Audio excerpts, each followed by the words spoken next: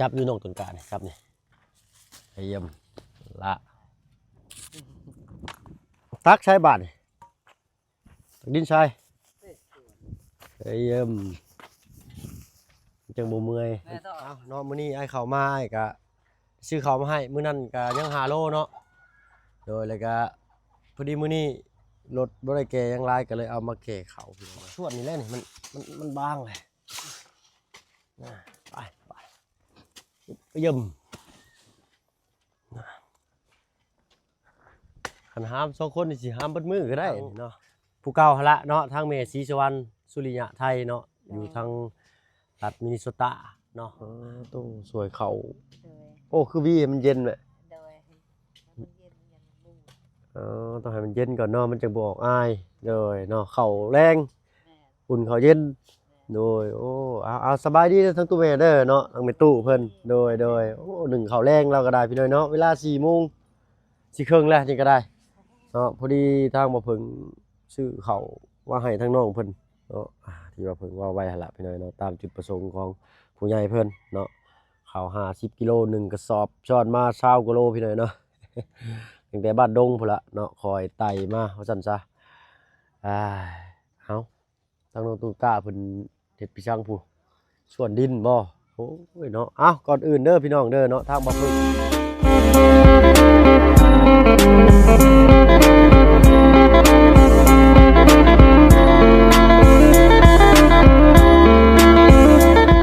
กับทักทายน้องกับทักทายสบายดีผู้ใหญ่ใจดีและ FC เบิร์ดทุกท่านที่เข้ามารับชมช่อง YouTube บ่เพิ่งเคยหลายคือเก่า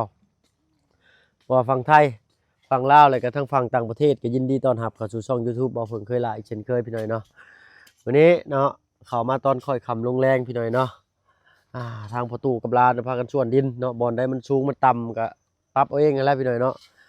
อยากได้ขี้ลายก็เฮ็ดเอาอยากได้งามก็เฮ็ดเอาพี่น้องเอ้ยเนาะเอาเนาะบ่ได้เฮียนบ่น้องมื้อนี้เนาะสบายดีเด้อเนาะโดยทางประตูโอ้เสือตัวนี้นี่เห็นใส่ตลอดเนาะบ่มีเนาะเอาใช้น้องต้นกล้าติดเอาตึมก่อนเอาบ่ได้ไปโรงเรียนบ่ค่ำนี่มื้อเที่ยงมื้อได้เห็นมื้อนี้อ๋อมื้อนี้วันภาควันออกแรงงานเนาะโดยทางน้องเพิ่นก็แข่งขากันยังบ่เต็มร้อยปานใดว่าซั่นซะเนาะปึ๊บเนาะคอยซับไปหั่นแหละเนาะดินเพิ่นขวดขึ้นมาใหม่บ่มีหยังดอกเนาะโดยคอยเฮ็ดเอาซับแหละสิตักอยู่เอาไว้อยู่พุ่นตักบอลมันบ่เต็มพุ่นแหล้วเนาะโดยเพิ่นก็ปรับให้งามเลยพี่น้อยเนาะผู้ดีตะม่อมอยู่เลยเนาะถ้าใจจริงนี่อยากให้ทางมันสิเป็นไปได้บ่พี่น้อยเนาะอยากกลต้นมะม่วงต้นนี้เนาะถอนเบิดรากเบิดโคนไปปลูกบ่อนอื่นนะมันสิเลิกเลยเนาะประตูเนาะแม่นเลิกเลยเนาะบ่แล้วบ่อยากทิ่มหั้นนะทางปาลูก FC เพิ่นว่าเนาะถ้าว่าเป็นไปได้อยากเอาออกเลยนะต้นมะม่วงนี่เนาะเพิ่นว่าปลูกมะม่วงอันจังก็เขียวเสวยบ่เนาะปลูกมะม่วงเขียวเสวยที่ว่ามันเป็นหลายฤดูหั้นนะอันมันสิออกผลปีละเทื่อมะม่วงอันนี้เนาะแม่นมะม่วงเกษตรบ่ที่บ้านเฮาเอิ้นนี่มะม่วงต้นมะม่วงเกษตรนะมองแบบนั้นแหละโดยไงครับนี่ลูกโอ้ม่วงใหญ่เนาะโดยม่วงเวียดเนาะนี่เนาะปีละเทื่อโดยอยากได้มะม่วงกับปีนึงช่องเทื่อโดยเป็นหมากแล้วบ่พอปีนี่บ่นี่ยังบ่ได้เป็นบ่เป็นเนาะตกนั้นอยู่เพิ่นเอาเนาะสุดแล้วแต่เพิ่นสิเอาไว้ก็เอาไว้คันเว้าถึงนะพี่น้อยเนาะเพิ่นว่าอยากให้กลไปปลูกบ่อื่นถ้าว่ามันกลยากก็บ่กลก็ได้เนาะอย่าแหละเนาะตามแต่เจ้าเลยเด้อประตูเด้อคอยได้ซับมันไปถือกระตึ้มนี่คอยปบบ่ทันได้ประตูเอ้ยเนาะตามจริงก็ต้องมีกระสอบใบหนึ่งประตูมีบ่กระสอบมีโดยบ่แล้วกระสอบเข่าอ่ะนะกระสอบเข้าอ่ะแม่นเอากระสอบมันขาดบ่ขาดหลายบ่เอาไปเอามาเบิ่งอยู่หนองตุนกะอ้ายสิพาเฮ็ดไปเท่าไหร่ช่วยเป่าเป่าเข่าหั่นละโดยเดี๋ยวอ้ายสิเฮ็ดให้เบิ่งเนาะมันจัง บ่ได้ย่างไปย่างมา เฮ็ดเปล่าอย่าง เนาะย่างไปย่างมาสิเป็นดินล่มตึงเลยนี่คำว่าแดดๆนี่ก็ได้ เออ เบิ่งถ้าน้องเพิ่นแป๊บนึงพี่น้อยเนาะมาแล้วพี่น้อยเนาะกระสอบพี่ได้เฮาจังเฮ็ดนำกันหลายคนมันจึงบ่เมื่อย โดย เฮาสิเฮ็ดแนวหามเอามันจึงสิได้อันนั้นนี่เคยเฮ็ดอยู่บ่ โอ้โห เคยเนาะอ่าจับอยู่น้องต้นกล้านี่ครับนี่เยี่ยมละเจ้าข้างนี้น้ำ เรียนเลยได้นี่แหละ หึ ไอ้บอกมีบทเรียนเลยได้ แม่นเลยคือเอาแหละเนี่ยมันดีกะเนี่ยมันดีกะพอบ่เฮ็ดเลย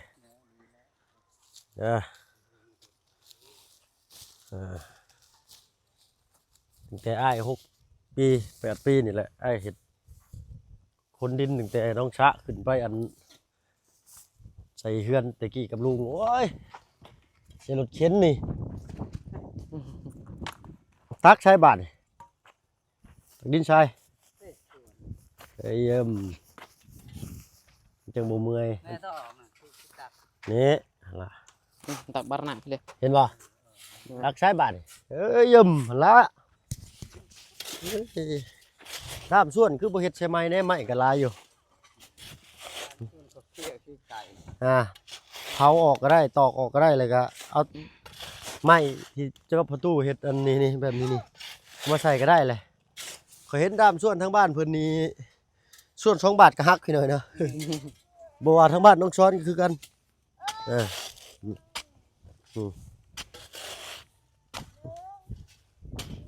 ครับมาบาทนี่ ให้ไปเลย มาสิย่อเบิ่งเจ้าบ่ย่อก็ได้เบิ่งดูแลวจำเลยก็นำไปใช้เพิ่นว่าเนาะ ประตูต้องย่างหันหน้าไปพุ่นได้บัดหน้าเด้อเอาวางข้างหนึงลง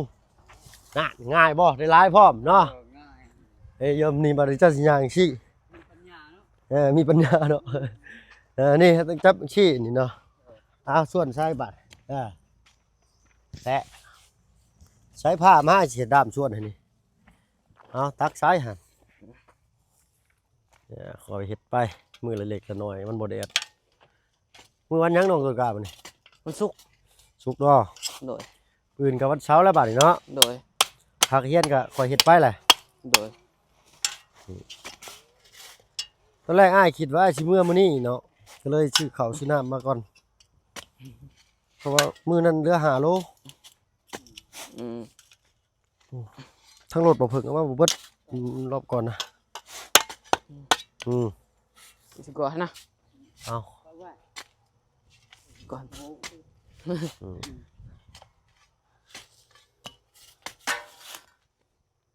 เอาเก็บละเอาบาดจับพี่ก็ได้ประตูจะเดี๋ยวคอยสิหามผู้หนึงข้างหน้าต้องย่างกับอีกชี้นี่ง่ายโพดบาดเอ้ยสบายเนาะเลยนี่เอาบางลงปึ๊บเนี่ยบ่ได้ยากเนาะถ้าเฮาไปชวนเทื่อละมากชวนย่างไปนั่น นี่เอา พอดีเป็นลมเลยเจ้า มันหนัก บ่มันได้ย่างหลายรอบเด้เบิ่งอาจสิไปหา เลย ดามส่วนก่อนขุดใส่ถาเลยบัดนี้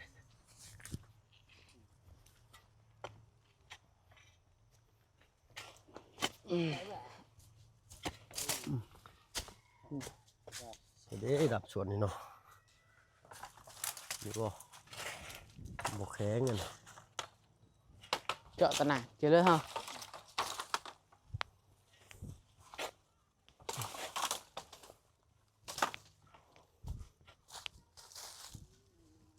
มันจะไม่น้อยๆเนาะไม่อ่อนๆ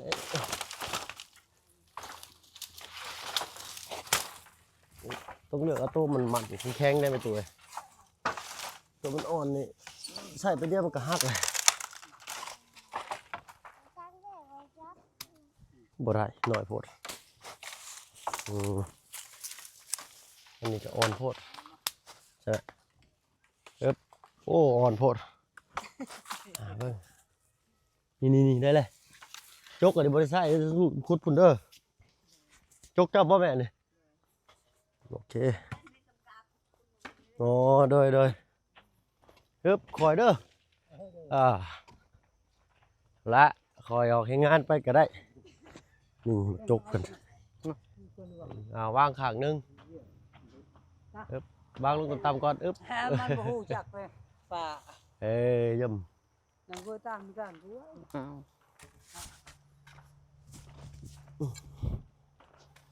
ตรงนั้น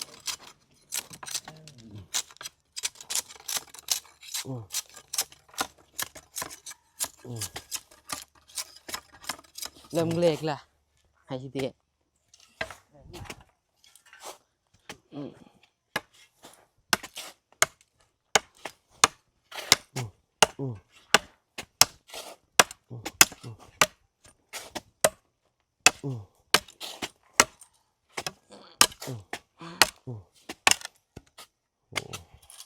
ตัดใหม่คือบองงามว่ะ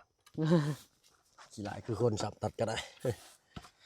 เอาคอยเห็ดไปหน่อย โดย เมื่อยกับพัก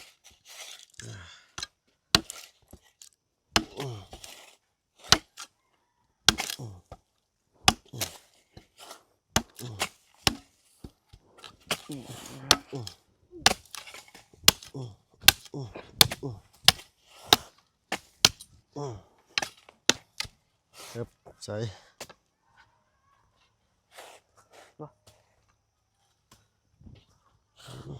เป็ดไก่ประตูบไดมีบ่ดิ บ่เป็ดไก่บ่ แม่น บ่มีแต่ไก่ มีแต่ไก่เนาะ ไปเด้ก็บ่ลูกอยู่นะถามโตนี่เด้ ถามโต้ดิบ่แม่ โดย เออ เราสิบ่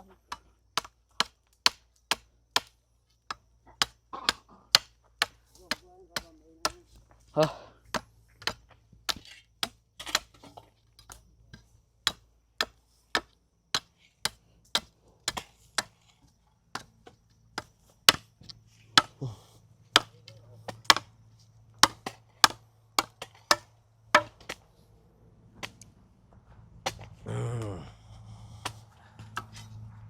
ใหญ่พอจัก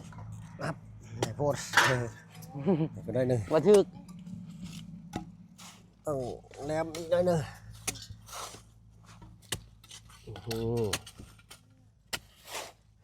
คนได้มันต่ำมันชูงเขากับปั๊บให้มันเพียงกับคอยเห็ดไปก็ได้ โดย ของฝ้าว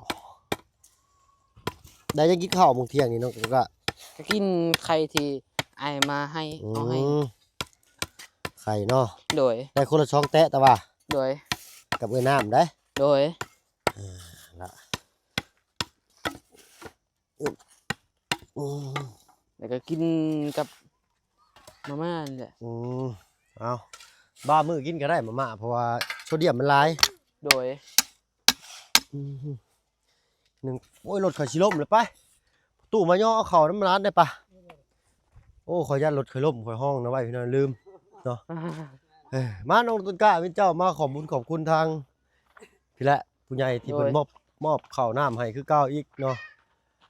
ทุกสิ่งทุกอย่างที่เพิ่นเอาให้เนาะคือน้ำจิตน้ำใจเพิ่น50 กิโลมื้อนี้เด้อเนาะมายืนขอบใจเพิ่นเนาะเอาเนาะมื้อนี้ไอ้เข้ามาไอ้ก็ซื้อข้าวมาให้มื้อนั้นก็ยัง5 โลเนาะโดยแล้วก็พอดีมื้อนี้รถบ่ได้แก่ยังหลายก็เลยเอามาแก่ข้าวพี่เลยเนาะมีได้ฝากให้เจ้าขอบคุณทางแม่ศรีสวรรค์สุริยะไทยคือเก่าเด้อน้องเด้อโดยตั้งมุกตั้งใจแล้วน้องเนาะพนมมือขึ้นแล้วก็ขอบคุณเพิ่นเนาะ ขอขอบใจทางแม่ศรีสวรรค์ศรีสุริยไทยที่ได้มาซอยหลานและขอบใจทางทีมงานของเพิ่งถ้าบ่ได้ทีมงานของเพิ่งจะบ่ได้น้องในมื้อนี้และขอขอบใจทางผู้ใหญ่ใจดีและ FC ทุกคนที่ได้มาซอยและที่ได้มาเบิ่งขอขอบใจ เลยเนาะเอาการให้การดูพอดูใช้แต่ละคนก็บ่ค่อยคือกันแล้วแต่บุคลิกของไผของเพิ่นพี่น้อยเนาะเอามีแต่เบิ่งทางบ่เพิ่งสิช่วยกันเนาะขึ้นไปก่อนพี่น้อยเนาะ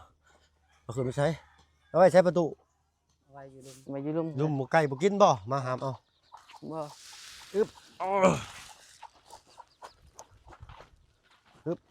ปาเลยเจ้าเยี่ยมกุ้ยหนามันแทงแขนเขาแล้ว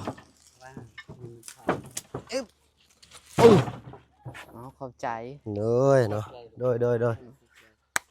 มีแต่เอาไว้กินนั่นแหละเบิ่งไก่กาเจาะเด้อ โด เนาะ ย ได้จักมื้อนี่ข้าวสอบหนึงนี่3 อาทิตย์37กับ21เนาะประมาณเกือบเดือนพี่น้อยเนาะโอ้เห็นว่าหนาวๆสิก็เริ่มร้อนแล้วพี่น้อยเนาะปะคือเก่าเฮาผู้แลเฮ็ดเวียกเฮ็ดงานต่อเนาะถ้าบ่เพิ่นก็บ่มีหยังตอบบุญแทนคุณทางแม่ใจดีเพิ่นก็มีแต่คำเว้าคำจาอะไรกับคำอวยพรอวยไสนี่แหละเนาะแม่ศรีสุวรรณสุริยาไทยเนาะขอให้อยู่ดีมีแฮงความเจ็บอย่าสิได้ความไข้อย่าสิมีเนาะอ้ายบ่ให้ปานมานบ่ให้เบียดเด้อแม่เด้อเนาะทางคณะเพิ่นนั่นล่ะเนาะทางผู้ใหญ่ใจดีเบิดสุผู้สุคนพี่น้อยเนาะสิได้สดซอยครอบครัวน้องต้นกล้าเนาะตั้งแต่แข้งขาน้องเพิ่นพุ่นแหละพี่น้อยเนาะจนมาฮอดพี่เข้าน้ำบ้าน2เฮือนชานเนาะดินดอนต้อนหญ้า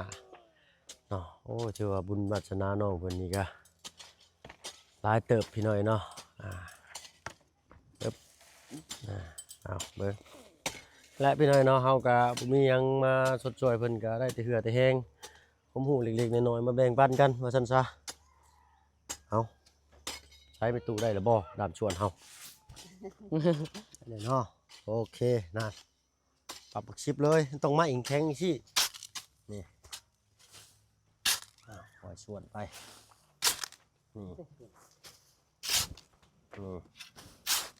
นี่เมื่อวันเสาร์วันอาทิตย์นี้ได้ซักเครื่องซักผ้าซักแพรไว้นุ่งไปโรงเรียนอยู่บ่ดอกตุนกะ สักวันอาทิตย์ละไปรวมน้ำหมู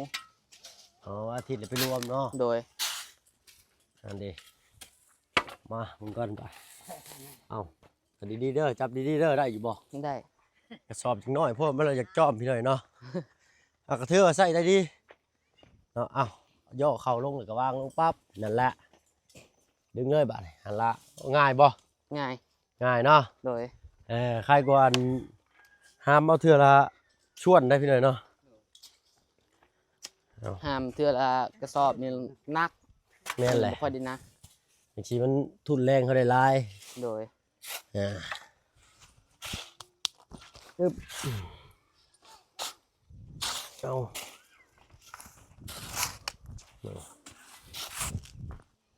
อันนี้มันเป็นโทนแต่เก่าอยู่แล้วเลยพี่หน่อยเนาะ โดยมันเป็นโคน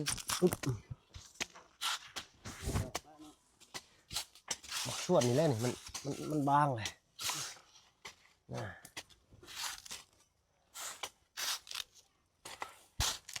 เอาฮึบฮึบไปย่ำขันห้าม2 คนนี่สิห้ามเบิดมือก็ได้นี่เนาะเอาเห็นบ่เอาโอเคประตูเอาเนาะโอ้สบายดีเด้อทางสนามโดยเนาะเอามาแต่ให้บ่โดยเนาะ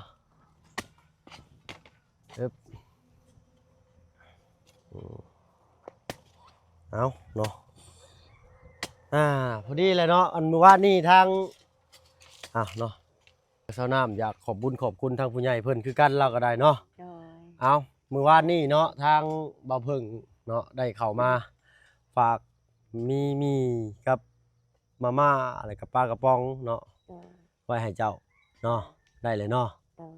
เอามีแต่ฝากเจ้าขอบคุณเพิ่นมื้อวานนี้เพิ่นบ่อยู่เฮือนเนาะเอาเนาะมีทั้งผู้เก่าหั่นละเนาะทางแม่ศรีสุวรรณสุริยะไทยเนาะอยู่ทางรัฐมินนิโซตาเนาะเอาตั้งมุกตั้งใจเอาเด้อเจ้าบัดนี้เนาะเอา โดยสบายดีขอขอบขอบใจขอบคุณทางผู้ใหญ่ใจดี แม่ศรีสุวรรณสุริยะไทยขอให้เพิ่นกับสุขภาพแข็งแรงมาทานให้ลูกนี่แหละได้ของอยู่ของกิน เด้อเนาะ ก็ขอให้เพิ่นสุขภาพแข็งแรงขอให้อายุมันยืนขอให้เพิ่นนั้นอยู่ดีมีแห้งความเจ็บอย่าได้ความไข้อย่ามีขอให้เพิ่นพัฒนาสิ่งใดขอเพิ่นได้สิ่งนั้นกับขอบคุณทางผู้ใหญ่ใจดีทางพ่อเพิ่นก็เฮาก็บ่มีหยังจะอยู่เว้ากัน เด้อ มีแต่เท่านั้นแหละ เด้อเนาะเอาสาธุเนาะ เอาเนาะทางเจ้าก็เบิ่งลูกกับคนลูกเจ้าสนาม ซอก 2คนผู้ชายไปเลยเนาะ โดย โอ้มื้อวานนี่ไปไสมื้อวานนี่ เมื่อวานนี่ โดย เอาไปรับจ้างเมื่อวานนี่ ไปรับจ้าง โด เนาะ ย เพื่อสิหาเงินมาไว้ซื้อข้าวซื้อน้ำนี่แหละเนาะ โดยข้าวไปจังหวัดแล้วยังกระเป๋าหนึง ยังข้าวเป้าหนึง โดย ไปสีไปสีนี่ชอบละเท่าใดเป้า ชอ ละ บ เท่าใด หนึ่งประมาณได้แล้ว20,000หรือ โอ้ 30 20,000นั่นเขาเอาห้ำ20,000 โดยเพิ่นเอาห้ำมา20,000เนาะ โดย ถ้าว่า30เฮาได้ห้ำ โดย โดยเนาะเอ้าเนาะ เองตามเจ้าของเพิ่น ไป ว่า ไกลอยู่บ่เนาะไกลบ่ บ่ได้ใกล้ปานใดแถวบ้านนี่แหละ แถวบ้านนี่ก็มีอยู่เนาะ โดย เอาเนาะทางบ่เพิ่นก็สิขอตัวลำลาก่อนเอาขอบใจทางอันสาวน้ำหลายๆเนาะเอื้อยเลยเนาะเอื้อยน้ำเพิ่นพี่น้อยเนาะเพิ่นอายุก็ประมาณ30ได้อยู่เนาะขออนุญาตเอาไม้แน่เนาะโดยมีแต่ผู้แลหาเฮ็ดอยู่เฮ็ดกินสู่ลูกสู่เต้ายามมื้อค่ำมื้อแลงเนาะโดยสบายดีจ้าเนาะมาเบิ่งทางน้องต้นกล้าตอนนี้พี่น้อยเนาะคอยเด้อแข้งขาเนาะน่ะใหญ่กว่าประตูเลยได้เราก็ได้ละปั๊บเป็นได้น้องต้นกล้าง่ายบ่เห็นแบบนี้ ง่าย ง่ายเนาะ โดย เอาทางชาวนาเพิ่นก็มาซอยเนาะเอาซอยกันพี่น้อยเนาะฮึบ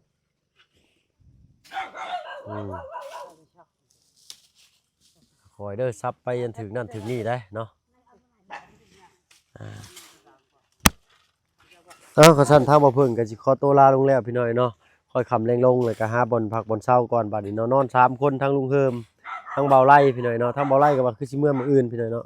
แรกทางบ่เพิ่นก็ว่าสิเมื่อหั่นละเนาะก็มาเบิ่งเวียกเบิ่งงานซิก่อนเพราะว่าทางลุงกับบ่าวบุญสารวัตรเพิ่นยังบ่ทันมาเนาะสั่งเช้าสั่งหยังกับผู้แลเนาะถ้าเอาลมนำทางลุงแล้วก็บ่าวบุญสารวัตรเพิ่นเติมอีกเนาะยังเรื่องนี่ขนาดนี่พี่น้อยเนาะ4x5นี่มันจะเป็นเรือนแบบมนๆเลยเนาะมันจากสันตะปุดอยู่เนาะหรือ5x6ปัดว่าคือว่าบักกว้างบักใหญ่เนาะ5x6มันก็ใหญ่อยู่ได้พี่น้อยเนาะจังไดก็จังไดก็จังว่ากันตื่มอีกพี่น้อยเนาะไปหาเบิ่งแบบบ้านมาสิก่อนเนาะว่าขนาดส่ำใดถามผู้ที่เพิ่นมีประสบการณ์หลายกว่าแหละเนาะเฮ็ดหยังคนเดียวหัวเทียมหัวเดียวกระเทียมรีบนี่ก็บ่อยากประสบผลสำเร็จออกมาสิบ่สวยปานใดพี่น้อยเนาะต้องร่วมแรงร่วมใจกันแต่ว่ามื้อนี้มีทั้งทีมงานเข้ามาแล้วเนาะทางน้องต้นกล้า โดย มีภายในเข้ามามื้อนี้นั่น ทางลุงเพิ่มและ โดย ไอไลท์ แล้วก็อาจารย์ลาวบ่ โดยอาจารย์ลาว โอ้เนาะเนาะขอให้น้องประสบความสมหวังเนาะ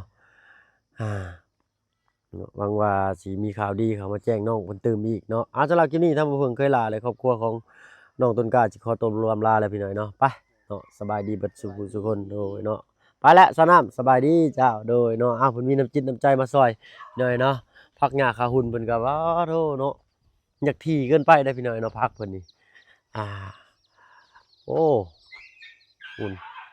อันนี้เคยเอาเมื่ออะไรพี่น้องต้องว่าเครื่องกระสอบผู้เนาะโอ้ยเนาะงามได้กล้วยทางนี้ยอมรับว่าดินดีเนาะทางตุ้มเมย์เพิ่นเคยแบ่งให้แล้วเนาะเอาไป1ครึ่งกระสอบแบ่งปันกันกินซั่นซะเอาเมื่อทางลูกก็ผู้ละเอาไปแจกต่อเนาะผู้ละเฮือนละหวี2หวีเนาะสุดแล้วแต่ว่าอันจับถึกได้ถึกไผก็ถึกเพิ่นก็จับให้เลยเนาะเนาะทางร้านอันสิขอตัวลำลาก่อนเด้อไปตู้เด้อเนาะโดยเนาะสบายดีโดย